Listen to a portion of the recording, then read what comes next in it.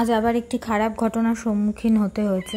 আমার কলেজে কেউ একজন 5টা বিড়াল বাচ্চা ফেলে দিয়ে গেছে এবং ফেলে দেওয়ার সাথে সাথে বাচ্চাদেরকে 2টো বাচ্চাকে কুকুরে মেরে ফেলেছে। এবং আমি বিকেলবেলায় যখন ভাবলাম যে কলেজ থেকে ফেরার সময় ভাবলাম যে আমি ওদেরকে একটু দুধ বিস্কুট খাইয়ে আসি, তখন গিয়ে দেখলাম যে এই বাচ্চাটিকে কুকুরে ধরেছে আর বাদবাকি 2টো বাচ্চা গাছে উঠে বসে আছে।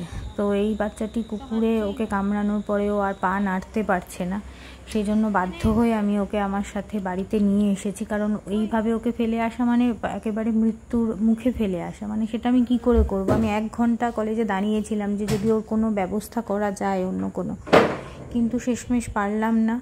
বাধ্য হয়ে আমার কলেজের ব্যাগেই ওকে ঢুকিয়ে স্কুটিতে করে ওকে নিয়ে এসেছি।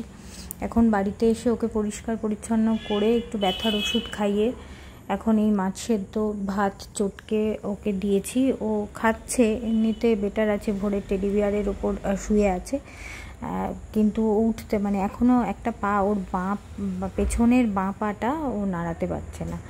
জানি না সেটা হয়তো সেরে উঠবে। তো আমি ওর অ্যাডপশানের পোস্টই করছি, তার কারণ আমি মানে অর্থনৈতিকভাবে এবং মানসিকভাবে মারাত্মক চাপে আছি।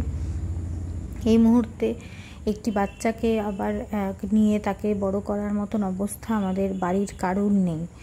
তো সেই কারণে আমি এই অ্যাডপশন পোস্ট করছি।